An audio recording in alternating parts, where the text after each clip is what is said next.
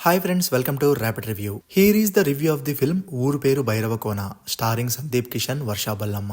మరి ఈ సినిమా ఎలా ఉంది అనేది డీటెయిల్ రివ్యూలో చూసేద్దాం. ఈ సినిమాలోని హీరో సందీప్ కిషన్ వైవా హర్షతో కలిసి దొంగతనాలు చేస్తూ ఉంటాడు.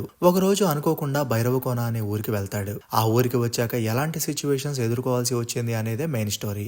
ముందుగా ఈ సినిమాకు అనుకున్న మెయిన్ కాన్సెప్ట్ చాలా ఇంట్రెస్టింగ్ గా అనిపించింది. చనిపోయిన వారి ఆత్మలు పగ కోసం ఎదురు చూస్తూ ఉండటం అనేది డిఫరెంట్ కాన్సెప్ట్ అని చెప్పొచ్చు. స్టోరీ కాన్సెప్ట్ బాగున్నా కథలో ఒక ఫ్లో ఉన్నట్టుగా అనిపించలేదు. ఎగ్జిక్యూషన్ అంతగా వర్కౌట్ అవ్వలేదు.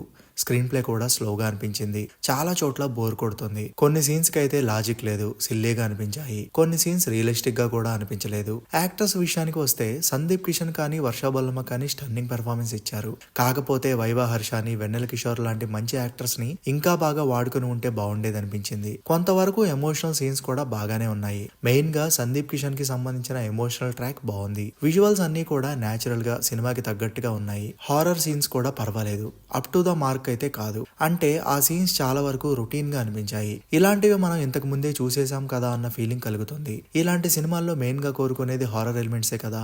సాంగ్స్ కానీ బీజిఎం కానీ యావరేజ్ అని చెప్పొచ్చు. సో ఓవరాల్ గా ఏం చెప్పొచ్చు అంటే కొన్ని ఎమోషనల్ అండ్ హారర్ సీన్స్ కోసం అయితే ఒకసారి చూడొచ్చు. ఎట్ ది సేమ్ టైం కొన్ని లాజిక్ లేని బోరింగ్ సీన్స్ ని కూడా భరించాలి. ఈ సినిమాకు మనం ఇచ్చే రేటింగ్ 5/10. మరి చూసుంటే మీకు ఎలా అనిపించిందో కింద కామెంట్ చేయండి. Thanks for watching.